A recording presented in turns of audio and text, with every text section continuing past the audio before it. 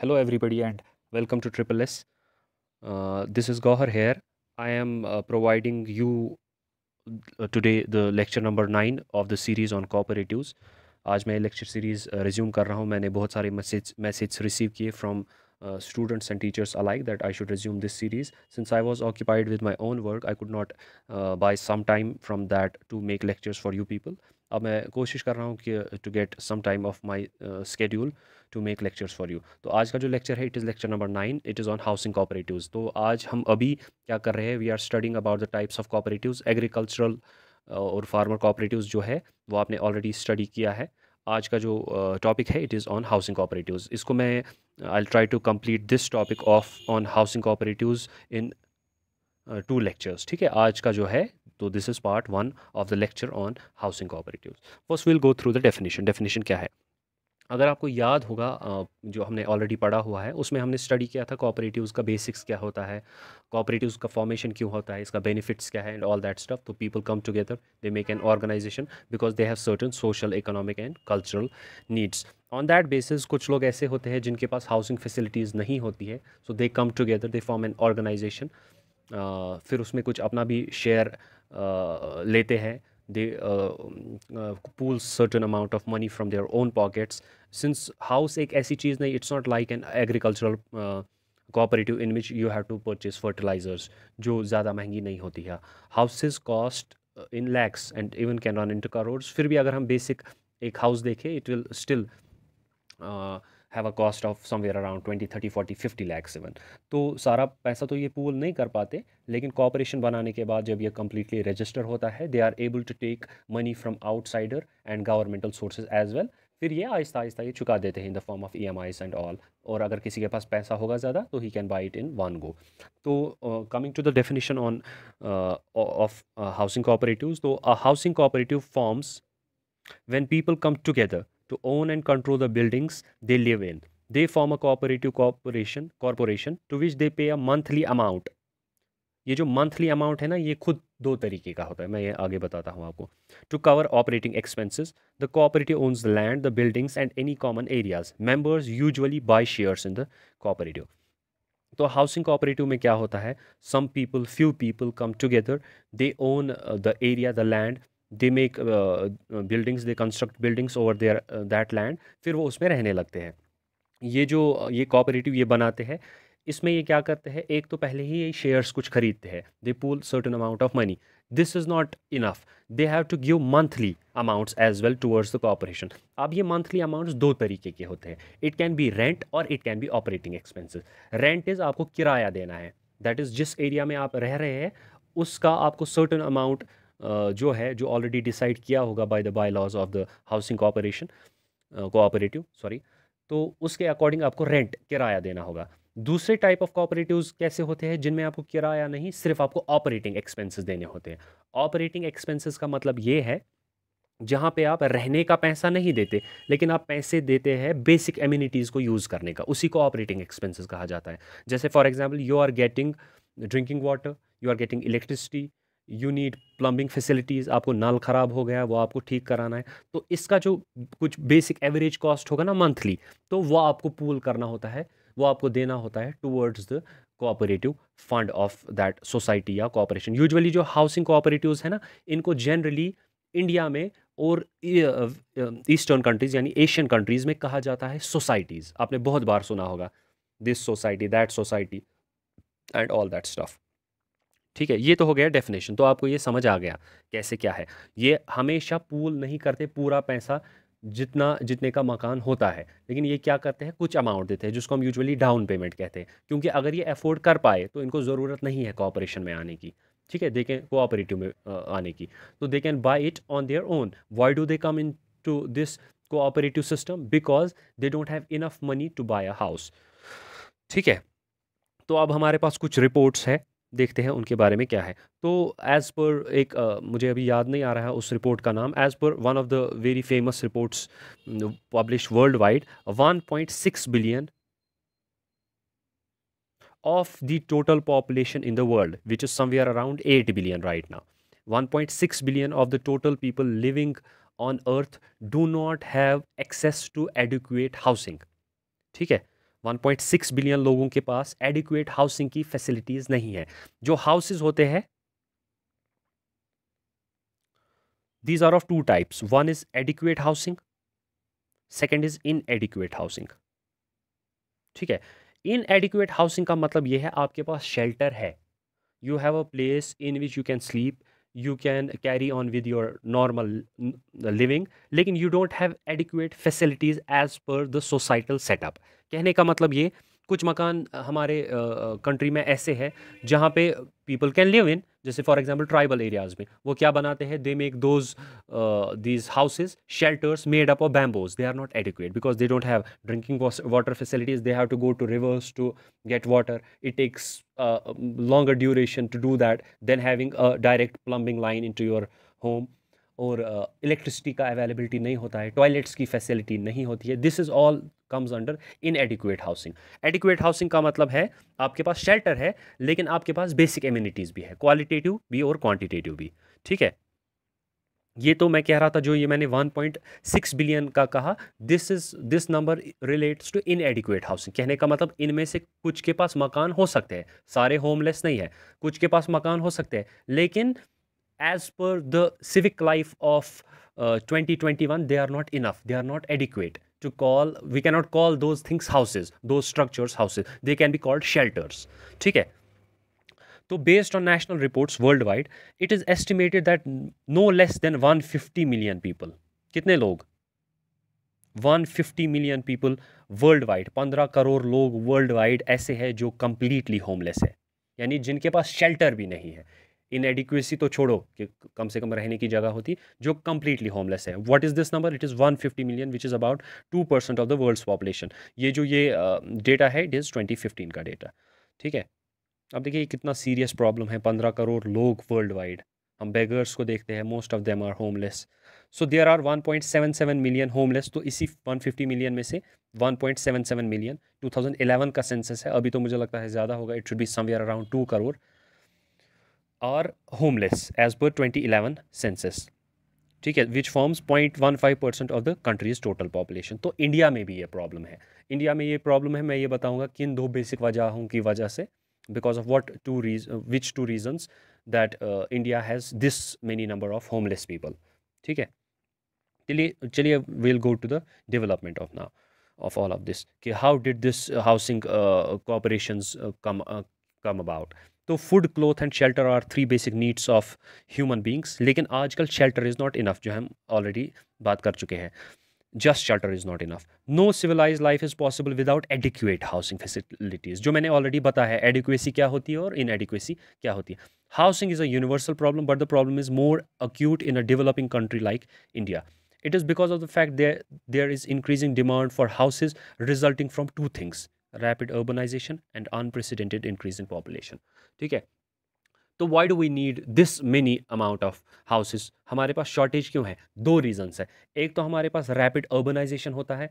Urbanisation की वजह से क्या होता है कि people come from rural areas to urban areas, जहाँ पे अर्बनाइजेशन हुआ है for jobs, for finding labour and all this stuff to buy things and all. तो ये फिर गाँव से निकल के शहर की तरफ जब आते हैं, अर्बन एरियाज़ की तरफ आते हैं, तो they need houses as well. समझ आ रहा है? या आजकल ऐसे भी हो रहा है because of urbanisation, joint families break down into nuclear families. अगर 10 लोग रह पाते एक ही मकान में, since they move to urban areas they have to purchase their separate homes. जैसे बहुत सारे हमारे भी लड़के they go to other parts of the country या आउटसाइड भी जाते हैं. अब इससे क्या बढ़ जाता है? The requirement of houses. Same is the case. So what are the 2 reasons by which there's an increasing demand for housing? One is rapid urbanization and second is unprecedented increase in population. And on the other, a shortfall in the construction of houses. Millions of people in India are without proper houses. Proper matlab adequate housing. In India, due to rapid urbanization, the housing problem became a matter of great concern. तो slums जैसे आप देखते हैं मुंबई में, जो बहुत सारी movies में हमने देखा है, धारावी, तो पता नहीं कितने सारे लोग रहते हैं वहाँ. मुझे अभी पूरा याद नहीं है, कहीं पे मैंने पढ़ा था कुछ number, I don't correctly remember it, somewhere around, I think, not sure, 15 lakh people live there, I think. तो वो है that those all those homes, they are not adequate, they are not facilitated with basic amenities like drinking water. तो मैंने कुछ toilets का भी वहाँ पढ़ा था somebody एक वीलॉगर गया था वहाँ धारावी में, तो उसने किसी अपने वीलॉग में कहा था कि एक toilet is use by this number of people 1500 और something in the morning, so this is a huge burden. ठीक है, सो ये इनएडिक्वेसी है। New slums are growing up in every big town and cities. To solve this acute problem of housing, the idea of housing cooperative movement was developed. Worldwide में कैसे develop हुआ? Because there was need for better houses and more houses, तो उसी वजह से ये develop हुआ। तो अब इन इंडिया 75%, जो हमने बचपन में भी ऑलरेडी पढ़ा है, टोटल जो हाउसेस के types they are of two types, जो हम पढ़ते थे, kachcha house and pakka house. Kachcha house वो ऐसे मकान होते हैं which are made up of non durable materials which can not withstand extreme weather conditions. ठीक है, कुछ तो नॉर्मल पानी बह जाता है और टूट जाते हैं। तो kachcha houses are made up of wood, clay, जैसे हमने यहाँ पे लिखा है, mud, lime, thatch, reeds, leaves, bamboos are characterized as कच्चा houses। तो 75% जो हमारे इंडिया में जो houses हैं, they are made up of what? They are कच्चा houses। These are all inadequate houses। They don't have all the basic facilities available।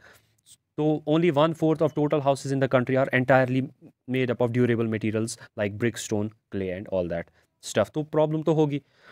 National Building Organization has estimated a housing shortage of 40.66 million. This is a huge number. 40.66 million, तकरीबन 5 करोड़ मकान की shortage है in India. ठीक है,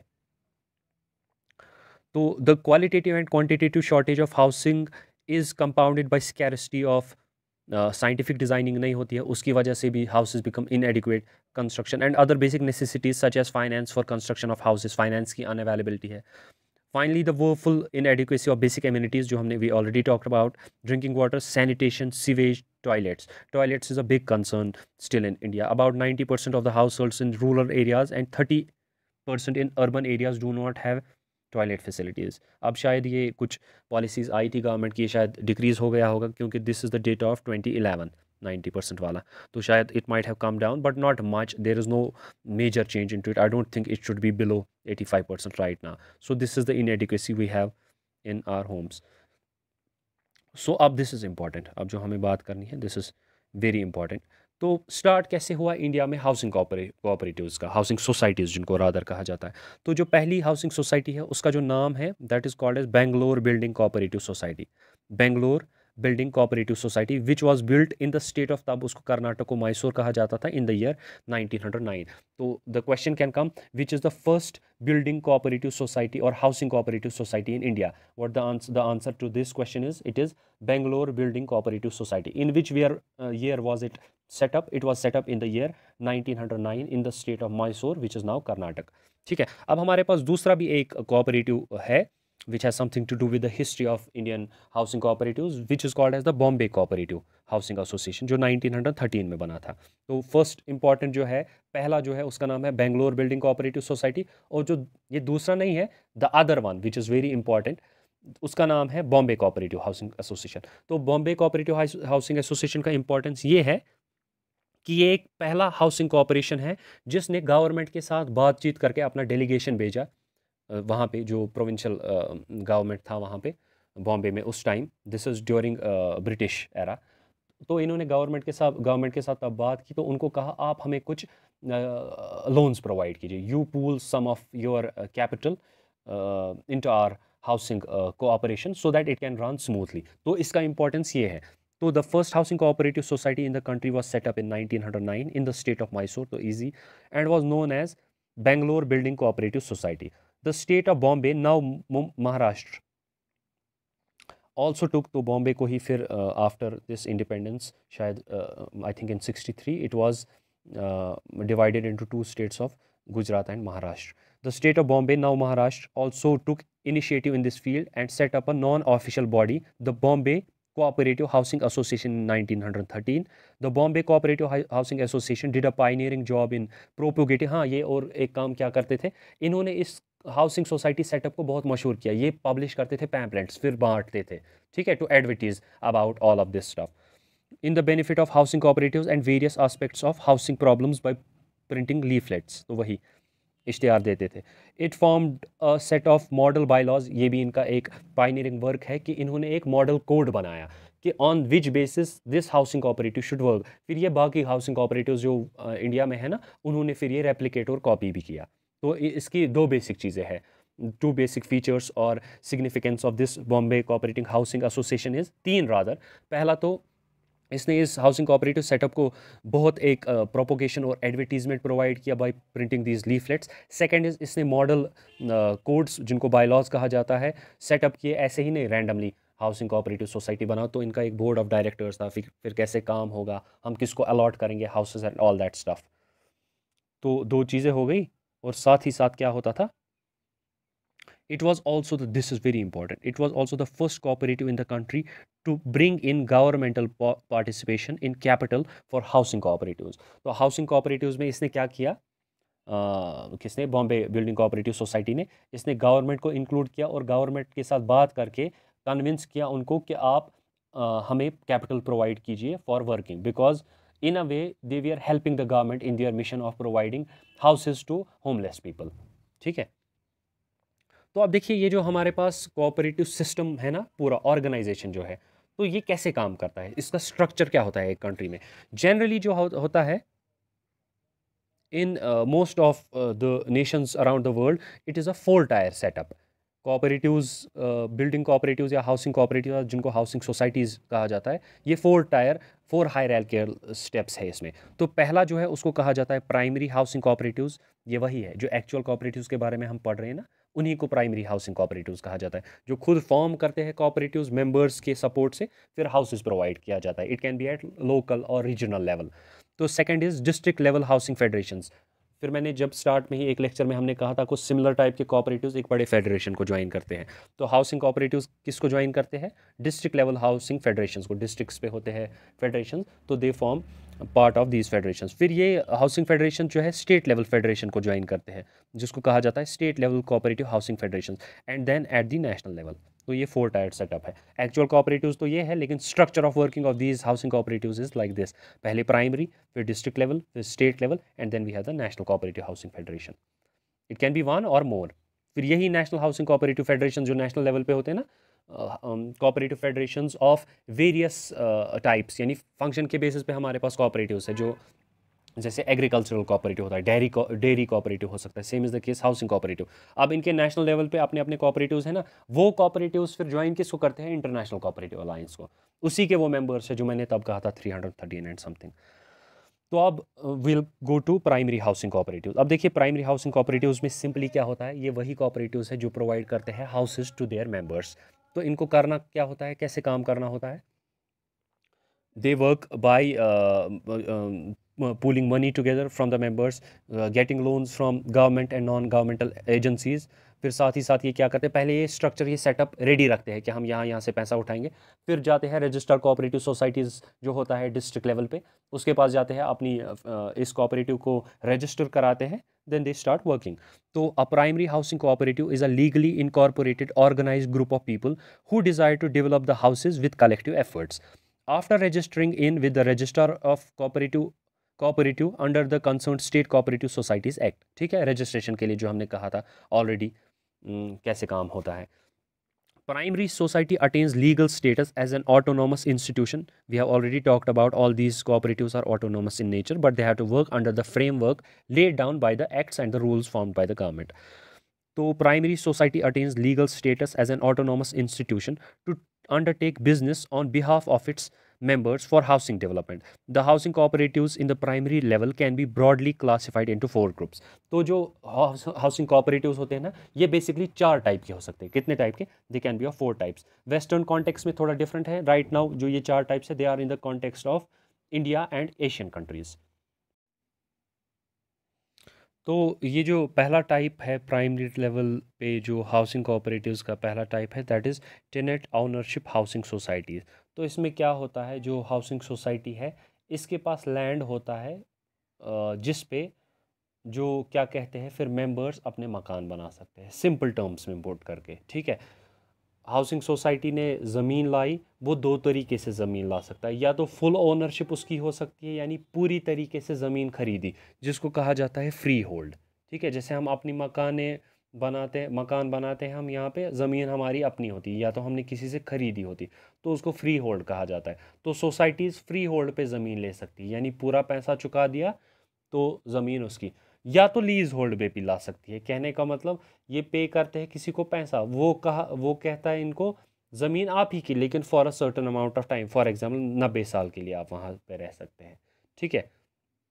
फिर इस ज़मीन पे जो मेंबर्स है, या तो ये कलेक्टिवली हाउसेस बना सकते हैं, जैसे लंबी बिल्डिंग्स बाहर बनाते हैं तो उनमें ये अपना अपना फिर एक एक फ्लैट लेते हैं, या तो सेपरेटली इनको प्लॉट्स अलॉट किए जाते हैं जहां ये मकान बना सकते हैं।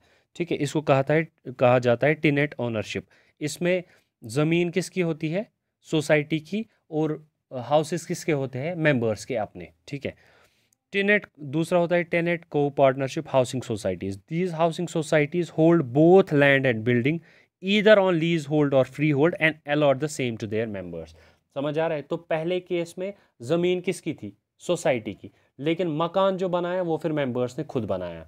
ठीक है। वो डिपेंड हो सकता है, ये फिर किसी बिल्डर को पैसे दे, आप हमारे मकान बनाइए, या एक ही बिल्डिंग में हमें अलग अलग क्या कहते हैं फ्लैट्स प्रोवाइड कीजिए। वो होता है टेनेंट ओनरशिप वाला टाइप। टेनेंट को पार्टनरशिप में क्या होता है? बोथ ज़मीन भी और बिल्डिंग्स भी किसकी होती है? कोऑपरेटिव सोसाइटी की। फिर वो आपको प्रोवाइड करते हैं। तो खुद कोऑपरेटिव सोसाइटी की ये ज़मीन या बिल्डिंग्स कैसे हो सकती है? वही फ्री होल्ड पे या लीज होल्ड पे। तो third is house mortgage societies. House mortgage societies simple होते हैं, ये समझो क्रेडिट इंस्टीट्यूशंस जो आपको प्रोवाइड करते हैं लोन। तो these societies lend money to their members for construction of houses, जो आज भी होता है। लेकिन ये कैसे टाइप के क्रेडिट इंस्टीट्यूशंस होंगे? ये वो वाले होंगे कोऑपरेटिव टाइप के। ठीक है। Members shall have to make their own arrangement for building houses, यानी ये they will just provide you money. ठीक है। फिर आपको खुद देखना है आप कहाँ पे मकान बनाएंगे, ज़मीन कहाँ पे खरीदेंगे। These societies are housing credit societies and are distinguished from other types. तो चौथा टाइप होता है house construction and house building societies. जो इंडिया में है वो मोस्टली इसी टाइप की है, जिनको कहा जाता है वो बिल्डर बनाता है मकान वकान। तो societies of this type spend money on behalf of the members for building houses, and the houses are handed over to the members when they are ready, and money invested along with interest is recovered in form of EMI from the house owners। तो क्या होता है इन type of, ये cooperative societies है। तो non cooperative working भी कुछ corporations की ऐसी होती है, they take money from people then tell them कि विल मेक होम्स, तो फिर you are ready to move in. लेकिन कोऑपरेटिव सिस्टम में क्या होता है? ऐसे टाइप के house construction and house building societies क्या करती है? ये पहले पैसा लेती है लोगों से, मेंबर्स से, फिर उनको कहती है आप कुछ साल वेट कीजिए, 1 साल 2 साल या 3 साल, आपको हम मकान बना के देंगे या फ्लैट बना के देंगे, फिर आप उसमें जा सकते हैं। यूजुअली इन केसेस में क्या होता है? आपको पहले एक डाउन पेमेंट देना होता है, फिर आपको ईजिली मंथली इंस्टॉलमेंट्स में बाकी चुकाना होता है। अब सवाल है कोऑपरेटिव सोसाइटीज़ से ही लोग मकान क्यों ले, या कोऑपरेटिव सोसाइटीज़ में अपना शेयर क्यों ले? रीज़न होता है इनमें फ्लेक्सिबिलिटी होती है, they don't pressurise you too much. आपके पास अगर पैसा होगा तो आप डेडलाइन मीट नहीं कर पाएंगे, तो दे पुश द डेडलाइन। ठीक है। तो वैसा होता है। तो अब अगर हम समरी में देखें कि प्राइमरी हाउसिंग कोऑपरेटिव्स के डिस्टिंक्ट फीचर्स क्या है, they are as follows. First is housing cooperative involves itself in collective building of houses together with common facilities and services. तो इकट्ठे, ऐसे आप इंडिविजुअली नहीं बनाते। अब अगर आप देखें ना, इससे फ़ायदा क्या है? देखिए, अगर आप अपने मकान के लिए ज़मीन खरीदेंगे, वो आपको 10 लाख रुपए में फॉर एग्जांपल आएगी, मकान आपको 10 लाख रुपए में आएगा। तो ये क्या करते हैं? ये एक ही मकान पे मल्टी स्टोरी बिल्डिंग्स बनाते हैं कोऑपरेटिव्स में। तो सब लोगों को बस 10 ही लाख रुपए प्रोवाइड करने हैं just for the construction of the houses, क्योंकि ज़मीन तो कॉमन है, इट्स लाइक दैट। तो common facilities and services provide करते हैं। पार्क्स जो होती है, कॉमन पार्क होता है वहाँ सोसाइटी में। It collects capital, builds houses and encourage members to save. ठीक है, it's obvious. It grants to its members permanent rights of habitation.